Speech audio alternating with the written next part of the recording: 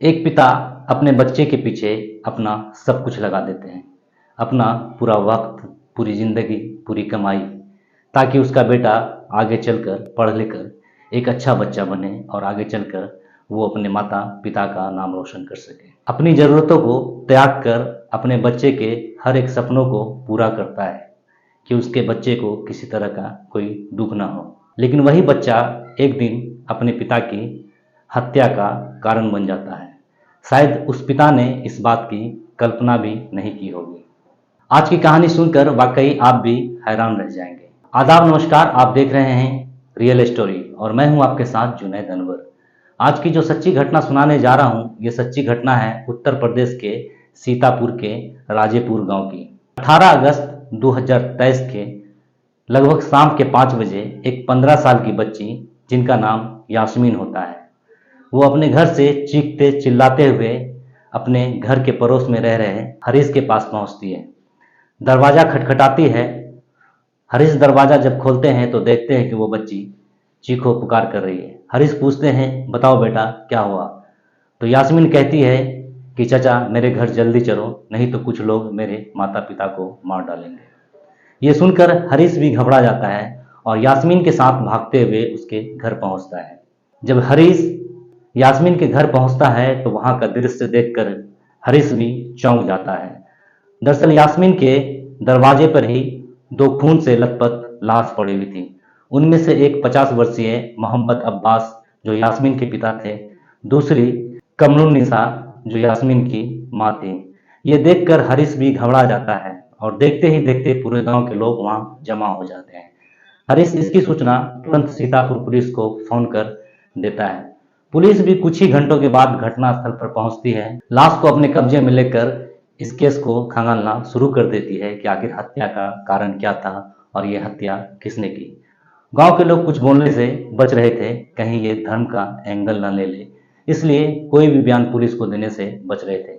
Police जब यास्मीन से पूछती है कि बताओ तुम्हारे माँ और पिता की हत्या किसने की, तो यास्मीन कहती है कि मेरे घर के ही बगल के रहने वाले रामपाल और उनके बेटे योगेंद्र और 3 अन्य लोगों ने मिलकर मेरे माता और पिता की हत्या कर दी है। पुलिस हत्या के पीछे के वजह को जानना चाह रही थी। यास्मीन के बयान के आधार पर पुलिस उन 5 के खिलाफ मुकदमा दर्ज कर लेती है और 12 घंटे के अंदर उन 5 में से 3 अपराधियों को गिरफ्तार कर लेती है। पुलिस जब गिरफ्तार कर पूछताछ करना शुरू करती है तो इसके पीछे की वजह कुछ और होती है। साल 2020 में अब्बास अपने बेटे शौकत की शादी कर देते हैं। अब्बास को लगता है कि चलो अब उसकी बेटी की शादी हो गई तो उसका आधा टेंशन दूर हो गया, अब उसका बेटा शादीशुदा जिंदगी में खुश रहेगा। लेकिन ऐसा नहीं था। अब्बास के बेटे शौकत की नज़र रामपाल की बेटी, जो उनके घर के बगल के ही रहने वाली थी, उस पर थी। दोनों की अक्सर मुलाकातें होती रहती थी, दोनों के बीच आंखें चार भी होती रहती थी। ये मुलाकात धीरे धीरे दोनों के बीच प्यार में बदल गया और दोनों एक दूसरे के साथ जीने मरने की कस्में खाने लगते हैं। शौकत को इसकी परवाह भी नहीं थी कि उसकी शादी हो चुकी है और वो जिससे प्यार करता है वो दूसरे धर्म की लड़की है। आखिरकार एक दिन अब्बास और काल्पनिक नाम निशा दोनों एक दूसरे के साथ फरार हो जाते हैं। निशा के पिता रामपाल इसकी सूचना पुलिस को देते हैं। पुलिस दोनों को 20 दिन के अंदर बरामद कर लेती है। पुलिस शौकत को जेल भेज देती है। शौकत भी कुछ दिन के बाद सजा जब काट कर आता है तो उसके माता पिता उसे समझाने की कोशिश करते हैं, लेकिन वो अपने माता पिता की बातों को नहीं मान रहा था। दूसरी तरफ निशा के पिता रामपाल भी निशा को समझाने की कोशिश करते थे, लेकिन निशा भी समझने को तैयार नहीं थी। वो एक ही रट लगाए रही थी कि वो शादी करेगी तो सिर्फ और सिर्फ शौकत से। रामपाल किसी अनहोनी की चिंता लिए हुए अब वो अपनी बेटी की शादी करना चाह रहा था। अब वो अपनी बेटी का रिश्ता तलाश करने लगा। बेटी को बार बार समझाने के बावजूद भी उसकी बेटी निशा समझने को तैयार नहीं थी। आखिरकार 23 मई 2023 को रामपाल अपनी बेटी की शादी पास के ही गांव में कर देते हैं।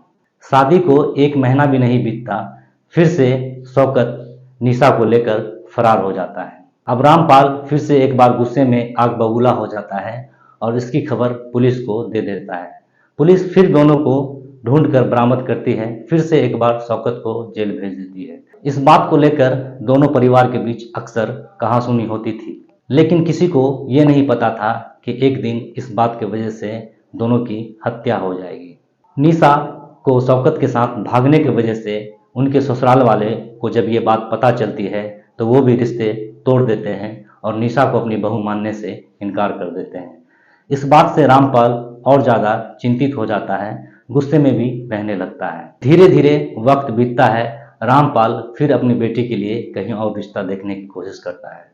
16 अगस्त को शौकत जेल से फिर छूट कर आता है और रामपाल के घर के इर्द गिर्द घूमने लगता है, जिससे देखकर रामपाल और उनके बेटे योगेंद्र को बहुत ज़्यादा गुस्सा भी आ रहा था।